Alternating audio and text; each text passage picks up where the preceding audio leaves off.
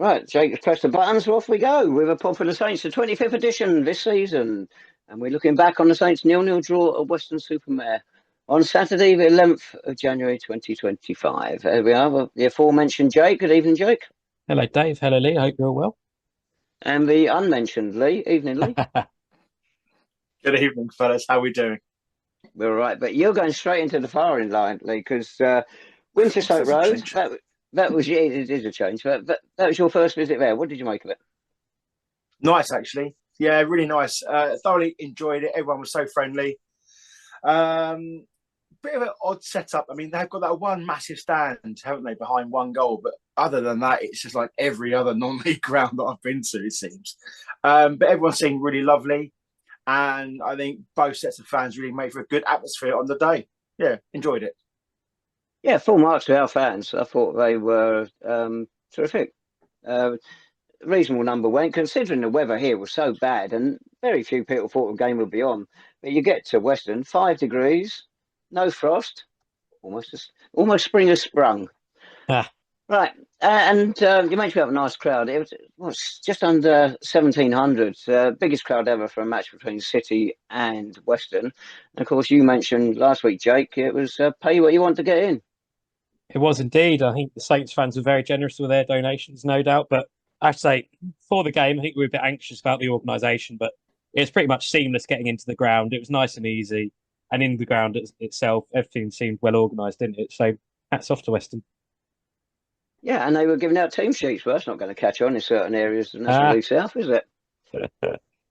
Right. I want to get a couple of stats out of the way. After the game, got accosted by 2 fans straight away. Matt, yes, it is the first time in the history we've drawn both league games against the same side, 0-0. So in this fantastic season, there's another entry to the club records. And Colin, yes, we haven't had a penalty this season, as you noted. That was the 31st game. The club record is actually 38 games. Was in the 38th game when Ellacott scored a penalty in 2004-5 during a 4-0 win against Bognor Regis Town. So we're getting close in there. If we can get the ball into the box a bit more often, we might get a penalty. But, it's just a bit of loose thinking. And one more stat, which we will come on to later. It was actually Shaun Jeffers' 200th game for the club. We didn't pick up on it last week, but the club's website very helpfully mentioned it's, or if you look at the stats, 198th game. Near enough, boys, don't worry. Right, let's get on to the game. Couple of new faces in the squad. We'll come on to those in a minute. A couple of new loan players coming in, teenage loan players. I thought we started really well. We were positive the first quarter of an hour, and Shaun was involved in a lot in the first half in our chances. A defender kindly passed him across the box, and he had his effort cleared off the line by, who was it, Emlyn Lewis, I think it was, off the top of my head. Then later on, a good save by Max Harris, another Shaun shot pushed onto the post, and Josh Castiglione's follow-up. Well, I've got a slow-mo of it on my video, and it certainly does look like handball, and we should have had a penalty. But, yeah, a lot of that first half I thought was quite encouraging. Go on, Jacob. Oh, I do agree. I thought first 15, 20 minutes we were on top, and I thought we were in control and we looked really good. And I say Shaun had that one-on-one, well, not one-on-one, the terrible play out the back. But upon reflection, actually on the replay, it's really good defending and quite a difficult chance, not as easy as it looked behind the goal. But then I thought after sort of about 20 minutes, we just lost our way, didn't we? And we let Weston onto us, and they looked like they could have possibly caused us trouble, especially with a couple of long balls forward. MJ had one of those afternoons where he strayed out a couple of times. And to be fair, it did the job, but they're just at the other end, watching it from that end, just thinking, oh goodness me. But yeah, we just lost our way a little bit. And then towards the end of the half, like you say, Shaun Jeffers was that brilliant shot, brilliant save from the keeper, and the penalty shout. And it's a really fine margin, wasn't it, in that first half? But we went into half-time level, and I think a lot of Saints fans were feeling confident about our chances in the second half with it still at 0-0. Does that coincide pretty much with what you thought, Lee? On the whole, I agree that it was Jeffers' best game for a while. I have to say, I thought the link-up play between him and Harrison Smith was good. One thing I would say, I thought we played quite a high line in the first half. We were sort of trying to impose ourselves and smother them in the middle of the park. And then what seemed to happen, their outball was through the inside right channel. of us, and they were getting quite a bit of purchase in the first half, and that's why MJ had to sort of rush out on occasion and play sweeper. We sort of rectified that a little bit in the second half, but in terms of the first half, that was their output down their left, our right hand side. Smith up front, I thought a couple of his touches could have been a bit better. There were a couple of balls into his feet and they were just a bit loose, and that managed to get Weston back into the game. But on the whole, yes, I thought it was exciting, actually. A bit end to end, but we had a bit more ball, we had a bit more possession, and it wasn't as direct. I think they were looking to give Jeffers in particular a bit more chance, because if you pump those balls literally over the top, he's not going to thrive on that. And we've been harping on about service, haven't we, boys? Certainly for the last month and a half or so. And yes, it was a bit more direct, and we wanted to move the ball forward quicker, but it was a bit more to feet and with a bit more purpose. And you could sort of see that they've developed the game over the course of the last week or so, and really sort of tried to sort of pen Weston back a bit. And the keeper made a worldly save in that first half. I mean, and yes, Tabs, we didn't really get a good look at it live because it was the other side of it. But looking back at your highlights and the highlights from the club, it did look like a handball. Yeah, highlights from the club. Where did they film them from? From the beach, wasn't it? Because that's how far the play looked away. These video cameras are a bloody pain in the what's it. The second half, again, we had a decent number of chances, more than they had. But Michael Johnson made a great save late on, an instinct save. Ball looked to have gone behind him. Terrific save, which you can see at the end of this podcast. But we had other chances again, didn't we? But we just couldn't get that goal. 2 games running without a goal for us. Well, we've only been going along at a goal a game all season at best anyway. So it's a bit of a struggle there. But what was nice, I thought, late in the game, we got a free kick outside the box and they got Shaun Jeffers back on it. That's his area. And he got it just over the bar. Give him all the free kicks around the box, but nobody else in that side can take a decent free kick. Leave it to Shaun, and we may get the benefits from it. But again, I thought we had the chances. The thing that bothered me, and actually Ian Culverhouse picked up on it as well, was the ease with which the ball was given away. Both sides. Who was it? Jordan Bastin, left back for Weston-super-Mare. I thought he was our best player where he kept passing to us. Just like going the other way, James Claridge, a number of times he passed to Western players. It was repetitive again and again and again. He did some good things in between, but he could, on another day, he could have cost us. As it is, Western, well, they were top at the end of November, as we said last week.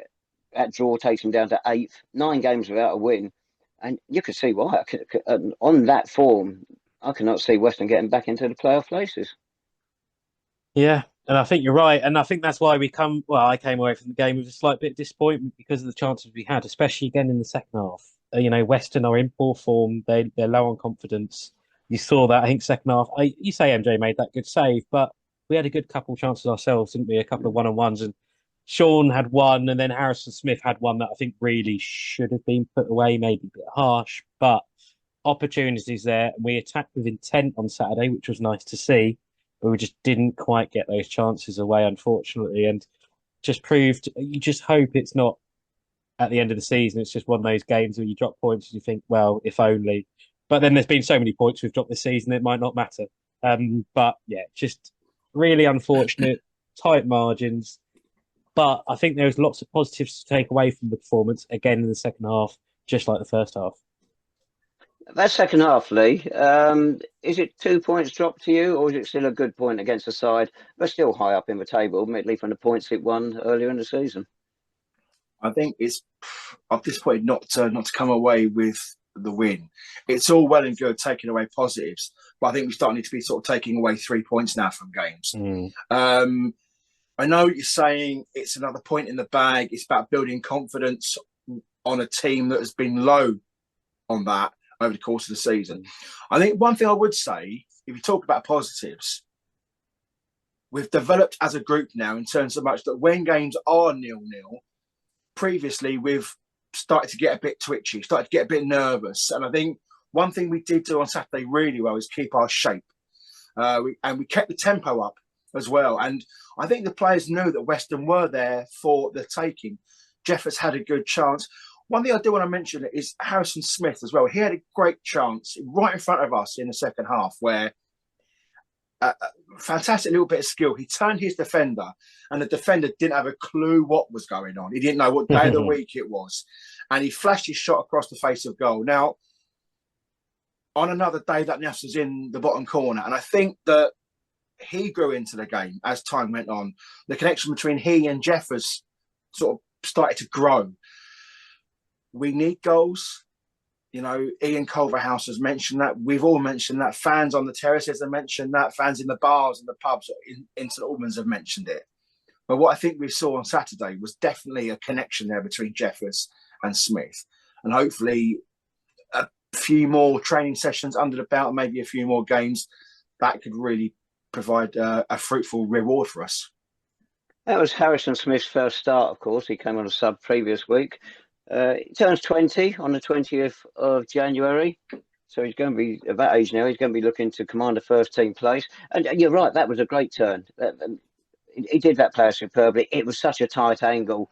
Whether he could get his shot on target from there was always debatable. There's another one when he ran through and the keeper got out and blocked him, I think, in the second half as well. But there was encouraging things there for him. And another player who made his first start, a debutant, Alfie Bendel. Now, we saw him early in the season when he was playing on loan for Chelmsford City. His parent club is Colchester United. First time we saw him as a 16-year-old, FA Cup tie, away to Corinthian Casuals. He played in that one. He scored for them with a header. And he also played in the replay at Clams Park. And on that day at 16, he was my man of the match. I thought he's the best player on the pitch. And he's filled out a lot now. Colchester have built him up a bit. And have we got him for the rest of the season? I hope we have, because I think that's going to be a very good addition. Yeah, I thought it looked good. You know, clearly he's done well in training. You know, with Culverhouse and Basil wouldn't chuck him in if they didn't think he could do it. And I thought he looked decent. We'd heard decent reviews, hadn't we, Lee, in the days before, the day or so before. But there was a couple of comments about how maybe he's a little bit lightweight and maybe pulled out of challenges. But I thought we didn't see that on Saturday. I thought he got stuck in really quickly, showed a bit of edge in midfield. And sure, he is young, but I think that sort of bit of drive and edge we've missed all season. And to have that in there, I think really helped. I think James Claridge, as you said earlier, Dave, did struggle, but I thought Bendel alongside him looked decent, especially first half. He was always looking forward with the ball as well. He was always looking for those runs of Shaun or Harrison, etc. And it worked well. And I think he looks like he could hopefully be a pretty decent addition. And as you say, Dave, for his age, he's got a lot of experience already. He's played a lot of men's football, even in the Football League Conference National South. A lot of experience. I think he'll be a really good addition. I guess you go along with all that, Lee, wouldn't you? Yeah, I thought he faded away towards the end, but that's only really to be expected. But what I did like the fact that he did put it about a bit. He had his high energy, which I think in that sort of game when you try to impose yourself on opposition, especially away from home, that's what you need. One thing I would say as well, he lost the ball a few times, but I didn't mind that because he was losing it trying to be positive. Yeah. You know, he was trying to sort of get stuck in and look for that forward pass. And, it doesn't always come off. And he's not losing, and this is going to sound ridiculous, but he's not losing it in a particularly dangerous place where they're going to capitalise in the first or second phase of the attack. He's trying to make things happen. And that's what you want from your midfielders in particular.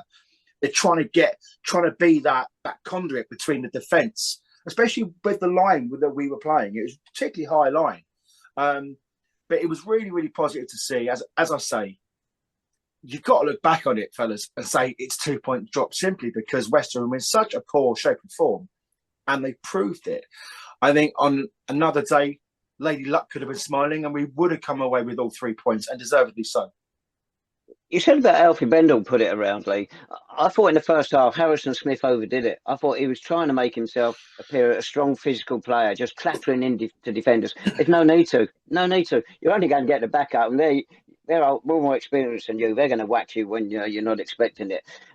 Much better in the second half when he concentrated on the ball, and he certainly got a bit about him.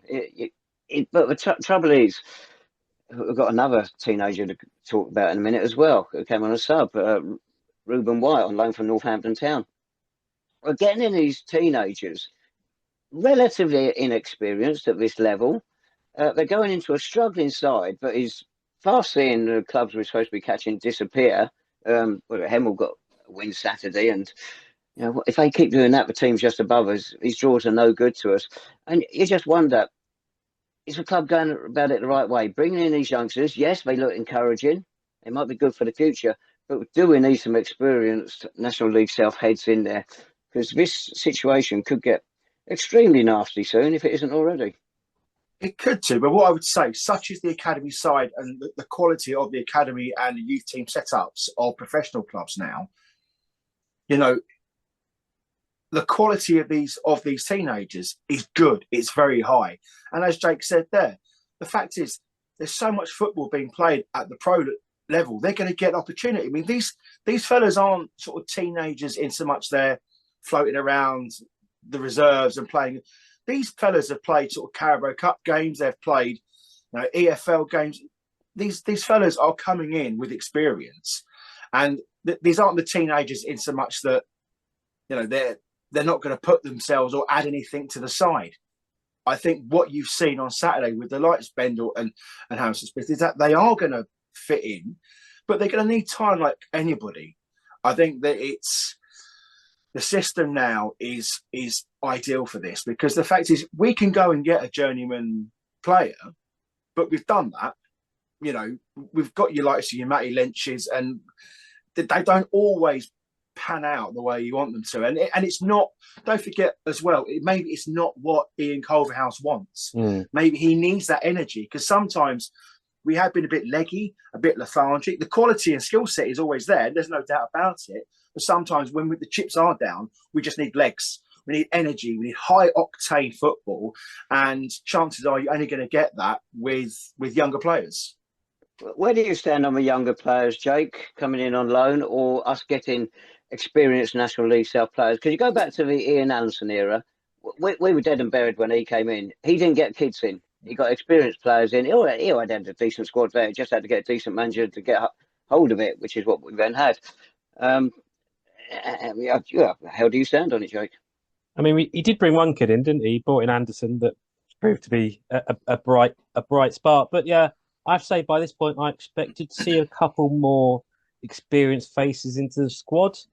But I suppose we have to question, has the budget been there, or have just the options not been there that Bazza and Culverhouse want? I have no doubt they've been busy doing a lot of analysis and a lot of scouting themselves, and been looking at the options that are out there. They've got a brilliant contact book. And if the options aren't there, then the options aren't there. So if we go for the likes of Bendel and Wyatt instead, I'm fine with that. I would have liked more experience. I think this team's lacked, I've been saying all season, this team's lacked leaders, it's lacked leadership, it's lacked experience. And it is what it is. We've let potential leaders go. We've lacked experience. We'll let experienced players go. So clearly, Baz and Culverhouse maybe think that isn't as much as an issue. They just need talented players that can actually do what they want them to do. And if Wyatt and Bendel can do that, then that's fine with me. But yeah, it's an interesting approach given the situation that we are in and the time of the season. Nothing concrete on this, but rumours we were above budget when Ian Culverhouse took over, which may have restricted what he could do, and also given limited, if any, funds to bring players in, which is why we've probably seen players go, and these others coming in on loan. What the arrangement is for wages nowadays, I don't know. It used to be 50-50 with a parent club and the non-league club that takes them on. Whether that's still the case or not, don't know. You might even get a better deal nowadays. But the other one, we didn't really see much of him. Come on for the last 20 minutes. Ruben Wyatt, not much about him or see much on Saturday to impress you? Yeah, I didn't see too much from him on Saturday. I wonder if he might be more of a sort of impact man to start with, a bit like your Glenn McConnell was to start with, maybe limited minutes and gets a bit of an. Sorry, Lee, I shouldn't have mentioned it because we know Dave's now going to start. But again, he's got decent pedigree. Apprentice of the Year last season in League One with Northampton. They really highly rate him, and clearly they think he's going to be a decent product. So limited time on Saturday, but I think he could be quite a decent addition. And I'm interested to see what his best position is in midfield, whether it is more central or a bit more attacking, or maybe even slightly out wider. So that'll be really interesting to see. Yeah, talking of forwards, rumours that Hemel Hempstead Town, I don't know if you've ever heard of them, sniffing around Shaun Jeffers again. I bet it's about the third time, isn't it? Last time they got him a nice big fat wage increase, I think. So he'd be happy with this news. Well, that goes hand in hand with what you were saying earlier on, Taz, about wages and budgets and stuff. Everyone overspends in the summer. Everyone overspends in the summer, and then it gets to Christmas time, and then if you're not challenging, like your teams in mid-table, they just cut ties with everyone, and they really strip back all their squad. It's difficult for us because we're challenging in a different sense. We're challenging to stay in the league. So you speak about experience and the need for that. We had plenty of it at the start of the season, with Alfie Payne and Deadfield, sorry. So, the players have been there, but it hasn't worked out for whatever reason, one reason or another. It hasn't worked out. So, but look, budgets are, everyone overspends. It's just a matter about now. Ian has got some balancing to do, no doubt about it, and it'd be really interesting to see, as Jake said, if those players of experience and leadership are available. I've got no doubt that he'll snap the opportunity to get some in. We talk about leaders. I think, again, for the third or fourth week running, a little mention there to David Long King. I think he's been absolute colossus at the back for us. I think what you've seen over the last month or so is just a natural leadership. He doesn't need the armband in order to impose himself on the rest of his teammates, or indeed the opposition. I think Claridge has really come of age quickly, which has been a godsend for us as well. You got your likes of Woodman's in there as well. MJ's done solid work in between the sticks. Another fantastic save. So the leaders and experience are there, maybe not in the key areas up front in terms of scoring goals now, but that's something we have to work on, because I don't know who else you want to sort of shoehorn into the side. I mean, these players have come in for a reason, because the previous incumbents haven't been good enough. So, look, there's always someone better than you. That is just football. It's just a matter of whether we can afford to get them in or not. Yeah, we've released some fairly big name players since Ian came in. So you'd have thought there's a bit of wriggle room there, but these loan players, maybe they've taken up the budget. Another stat from Saturday. Josh Castiglione. Josh Castiglione started 25 times, substituted, taken off 20 times. Anybody got anything on this? Why? Can he not last 90 minutes? It's as simple as that. Maybe it's like in his contract. You know what I mean? It's like I don't know. I mean, you have to ask him. Seriously, you have to ask him. It's a brilliant stat, though. I mean, you've led heavy on the stats right from the off. So it was always going to go downhill from here on in, mate. But got to love a juicy little stat. Well, when it's 0-0, you've got to look at something, haven't you? So. I think on Shaun, on that Shaun rumor, I think we saw on Saturday, didn't we? Ken Charles has picked up an injury. We haven't mentioned that quite a few players have either got knocks or illnesses or injuries in the squad at the minute. And we saw, didn't we? Ken Charles picks up a knock. We don't know how long it could be. It could sound like it could be a couple of weeks, sounds like it could be a couple of days. Suddenly, it's just Harrison Smith and Shaun Jeffers in the squad again, isn't it, in terms of striking options? That's not really a shock at this level to have only 3 strikers. But when one goes out, if we say let Shaun Jeffers go for whatever amount of money, you need to have something lined up straight away, don't? So that rumour feels like unlikely for now. But, I mean, you never know. You probably would have said that about Matt Lynch and Joe Parsonson not long ago. But if you let him go, then suddenly it's just Harrison Smith if Ken Charles is struggling with knocks and injuries. So it's an interesting area. I mean, we had another fan message me today asking, are there any updates on bringing another striker into the squad? And I feel like that seems a bit unlikely. I know we're struggling in the attack, but we've got, 3 strikers or 3 forwards there who should be able to hit the back of the net. It's interesting what you say about player availability on Saturday. There was a match preview, which is a usual waste of time. What was it, 2:30, when a tweet went out telling us about 3 players weren't available, half an hour before kickoff. Well, thanks very much, boys. You probably knew that information when you did the Match Pack Friday. Stick it in there. Supporters do actually like news, and they won't keep slagging you off, because we get plenty of messages complaining about it, how poor the service is nowadays. You slag them off. We don't slag them off. You slag them off. No, I just pass the messages on, Lee. So, yeah, give the supporters blooming news if you got it, for goodness sake. It's not that difficult. But yes, it was interesting. Illness and injury denied us services of a few players Saturday. Whether they would have got in anyway, probably only Charles anyway out of that lot. But that is by the by. Before we move on, I've got an apology for you, Tabs. So, Jake, I'm not entirely sure whether you were aware of this, but we were changing ends at half time, and Tabs was in front of us, and he was looking through his camera, trying to look at all the highlights he picked up today. And I had a few beers. I was in like a jovial mood. We weren't losing, so I was quite buoyant. And there was some, I just said, strange old man with a camera, strange old man with a camera. And everyone, there's a few sort of parents looking a little bit wildly at Tabs. So I apologise, mate. I didn't mean to put you in so much strife. But I apologise, mate. Apologies.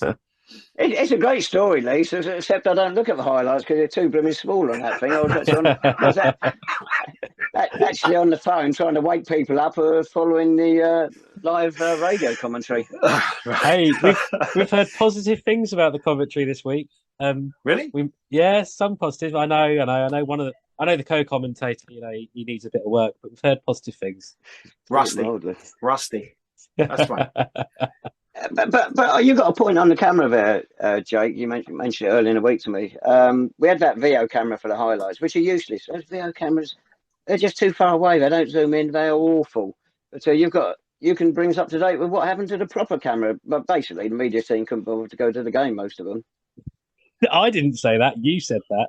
No, Christ. I think there was another camera actually filming the game for the radio commentary, I believe, which was going back to St Albans potentially, I guess, because there was no radio commentary team in Weston. So, because I think I saw one of the media team filming the camera pitch side. So, but then there seemed to be a different angle on the highlights one. So, but I didn't think the highlights were that bad, Dave. Yeah, you obviously took your glasses off, didn't you? Yeah. Hey. I like this and Tabs. People hammering for your lot of Blair Witch-esque sort of camcorder footage, mate. But I like it. It's good. It's fine. It does a job, mate. Well done.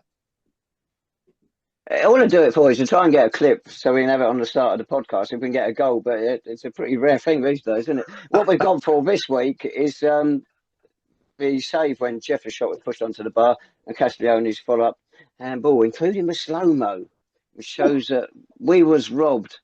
Not that we'd have scored a penalty anyway, but there we go. David. Right, have we done with last Saturday then? I think so. Yeah. I can go home now then, can't we? The interesting thing, though, one thing I mentioned, we've mentioned the new faces coming in.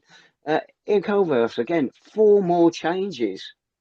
The turnover in players in the starting 11 is phenomenal, isn't it? And I'll go back to a point made a couple of weeks ago. Does he know his best 11 yet? Or is he still trying to get them all to blend in? Of course, when you bring in new faces as well, that throws that out the window anyway. Yeah, it does. But I think it's a case of horses for courses, doesn't it, at the moment? We know Ian and Baz are very good tactically, and I think a lot of those changes are because of that. But I think I said last week, I don't know if they do know their best 11 yet, and that wouldn't surprise me. But yeah, good, marvelous. Right, nobody's gone, have we? Since we last spoke, I don't think so. We've listed all the ones we know have come in. James Claridge's loan got extended, didn't it? Until the end of the season, so he's here now, which I think covers a couple of positions, doesn't he? So I think that's a sensible decision. Good. Usual situation. Have all these loan players come for summer. We've only got 6 players left, and we end up with the mess we had last summer, where we signed Peel because we're told they can pass the ball to the goalkeeper or something. Right, we've got a game at Clarence Park this coming Saturday. Torquay United. Are they up to much this season? Well, they weren't when we played them, to be fair. A bit better than last year, weren't they? Yeah, but they seem to have gone on a decent run since then. Yes, they have, haven't they? They are flying at the moment. Was it 4-1 last Saturday or something? Top of the table. I don't think anybody really expected them. Certainly not the Torquay supporters listening to their podcast at the start of the season. I don't think they really expected Paul Wharton to get them doing this well so relatively quickly. In the situation we're in, it's about the last game we need, isn't it? Yes, but is it better to now play them now than the last game of the season? I don't know. It's interesting, Ian, talk about in this post-match how the run of games they've had has been very tricky, and now Torquay is one of the last ones they've played or they're going to play. So, but yeah, it's going to be a tricky tie, isn't it? We knew that, and it wouldn't have been so bad if we picked up a result on Saturday. Table wouldn't look so bad. There'd maybe a little bit of margin for error there, but going into this tough game, and we know the teams above us could easily open up that gap even further, couldn't it? So unfortunately, we've put ourselves in the position, and I remember us saying this before Christmas, put ourselves in a position where we need a run of results, be it a couple of draws, a couple of wins. Defeats are really damaging us at the minute because of the work and the damage that had been done before Culverhouse and Bazza arrived. Right, that is something for you to consider, Lee, when you look forward to Saturday's game. Early in the season, when we drew 0-0 home to Weston-super-Mare, our next league game was a 1-1 draw away to Torquay United. Can you see the same happening again? I can. Oh, just a little thing on Torquay. Do you see that Richard Keys Yes. was guest of honour next to Neil Warnock at the Torquay? Oh, that reminds me. By Gammon. Right. So yeah, I can see us getting something. Torquay, it's another game of football. The one thing as bad as this season has started, the one thing I've sort of allowed myself the luxury of is not to be intimidated by teams anymore. This isn't, I mean, Torquay are top, yeah, but they've not been like the teams are top of old. You know, they've not been like runaway leaders. They've not been like an Ebbsfleet or the Torquay from the first time around. You know, these guys, it's just another game of football. And I think the way we're playing, the intensity, that energy, we're at home, things aren't going to be as despondent, as demoralising as perhaps some fans may think it might. Look, they may well turn us over, but I don't think it's a foregone conclusion by any stretch. And one defeat in 15, I think that was the FA Trophy. It was 3-1 last Saturday, beat Welling, not 4. They are on a phenomenal run, whichever way you look at it. And we saw last week Western aside out of form, lacking in confidence. And you can't imagine we're going to take an awful lot of confidence into this game. But if you want something to really fire yourself up, league leaders are the ideal one, isn't it? Yeah, and it will be a very good atmosphere. I think Torquay will bring a lot of fans on Saturday. A lot from Torquay, but also a lot based in London. They've got really good away support. It's going to be a really good atmosphere. If there's anything to get fired up about, there's that. And I'm sure Bazza and Culverhouse will be happy to be back at Clarence Park again after the win against Enfield. And I'm sure they'll get these boys fired up and ready. And I think it'll be just a good question of mark of what changes we'll see to the team. I think wouldn't be shocked if we see a couple of faces return and come in and out. So, yeah, and I wouldn't be shocked as well if we're slightly more defensive on Saturday. I don't think we'll have that high line. I think we'll adjust slightly more defensive. Now, someone like Bendel could be quite important in terms of doing that sort of a slight bit of pressing from the middle that then allows the defence to possibly sit back a little bit more. So, be interesting, but I think tactically and shape-wise, I think we'll see a few changes for the game. Yes. You don't want to say, can we afford to lose it? Because games coming up after that look a bit more. Yes. Well, easy is not the word, manageable, because we're already 8 points adrift, and the goal difference makes it 9 points adrift in effect. And all you need again is one of these clubs, Salisbury, Welling, Hemel, to get a win, and that gap it just doesn't get any smaller. Hemel showing slight signs of recovery under Lee Allenson. He's had a couple of good wins. Bath have been on a good run. That ended last Saturday, but you think they're now getting out of trouble. They're 10 points clear as it is already. The ones who I think are really the targets, possibly Hemel if Lee can't strengthen the side, but certainly Salisbury and Welling. We've got both of them coming up fairly soon. Salisbury, well, it's the next league game, isn't it, after Torquay? We lost it down the park to them. You turn that result round, knock 3 points off theirs, add 3 onto ours, make a heck of a difference. We can't afford to lose them again. No, you can't. But I don't think that the Welling and the Salisbury games were big enough fixtures regardless of what happens on Saturday. I don't think if we were to lose on Saturday, I don't think that really affects it because we still got to beat people around us as well. And I think those 2 games, look, this is a whole nother conversation, but if seeing as we are focusing on those 2 games, those are the ones we really need to be looking at. And we come away from anything less than 3 points, then panic stations really are going to set in. I don't think anyone in their balanced mind is going to look at the Torquay at home and think, oh, that's something we've really got to get something out of. But that said, they're top. But they're not like we aren't playing Barcelona. We're playing Torquay. They're in the same division as we've beaten them and beaten them well in the past as well. So, all right, horses for courses, different division, different seasons. But we've got good players. We've got good players, and we've got a way of playing now. And I think we're a bit more solid. So that's a platform in which to build upon.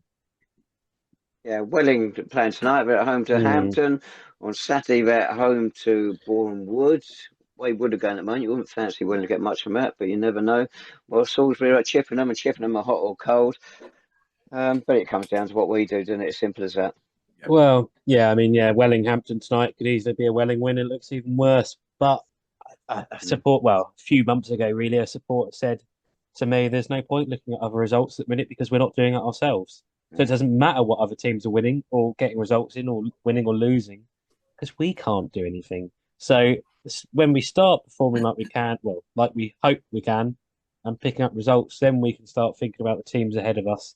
Like Lee says, Saturdays, it's not a free hit, is it? But it's a good opportunity. I think, momentum isn't going to be amazing after the Western game, but there is something there. There is a good performance that we can build up off of going into Torquay game, and hopefully that can mean something. Fingers crossed. That sounded like a ringing endorsement for a City win there, Jake. Should we do some predictions? Yeah. Time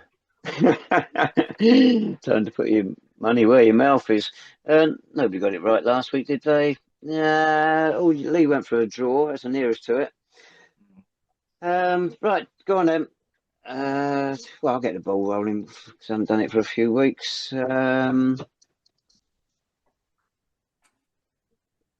on time. Yeah. We don't get counted out on this, do we? I'm going to go for the favourite old score of 2-1 defeat. I think that's similar to the amount of time wasting we'll be doing on Saturday if we're either level or leading. I will go with what did you say, Dave? 2-1 to Torquay. Oh, okay. I'll go with 1-1, please. Okay. And Lee, you had plenty of time to ponder while we pontificated. Mm-hmm. Didn't you just? I'm going to go for a 1-0 win for the Mighty Saints. Get in there. Bloody Louvre, my friends. Go on. Oh, my goodness me. I know. I'm not even drinking either. No, I know. That's the worrying thing. It is. It is, isn't it? Yeah, Torquay, it's funny, we play them in the league nowadays. But the memory is always the FA Cup time, not for you two, of 1980, December 19, when the pitch was an absolute mud bath in the second half. Paul Mayall's got an equaliser for us. We come from 1-0 down. Second half, we could have won it. They were Football League then. And a lot of bad feeling from the two clubs. It's exactly how football should be. Honestly. Anyway, we're back we're all at the same level now, so there's no reason why it shouldn't be a draw. You talk about that game as much as you talk about Glenn McConnell, Dave. I'm pretty sure. Really? Yeah. Is he? Yeah. Hey, very good. Anything else we want to mention before we depart? I think we're good. I think it was quite jovial today, wasn't it, fellas? I got a message last week saying that last week's pod was quite sort of low, and it was quite dull and dark, and sort of there wasn't enough energy to it. So I thought hopefully this week we appear to have rectified that. That's quite good. Well, me and you have. Dave's been here as well. Thank you very much. And his spiteful endeavours from 1984 or whatever it was. Oh dear. Well, if you want to get in contact with us, get involved. Pod for the Saints on Twitter. Email description below. Thank you all as always for watching and listening to us and putting up with our nonsense. And we will speak to Godly. Go on, Lee. Well, I was just to say, or you can come and see us at the games, buy us a beer. We also accept money, but beers is our preference of currency. Yeah. Come and say hello, like so many have done over the last season. It's been amazing. Thank you so much. Come and say hello, and we'll give you a shout out on the pod as well. It's been brilliant. The people in person, the people over email, people over message, social media have been brilliant. If you see Dave, get him a J2O. We'll accept it. And on that very positive, happy note, we will speak to you all again next week after the Saints face Torquay. Thank you very much, everyone. Bye bye.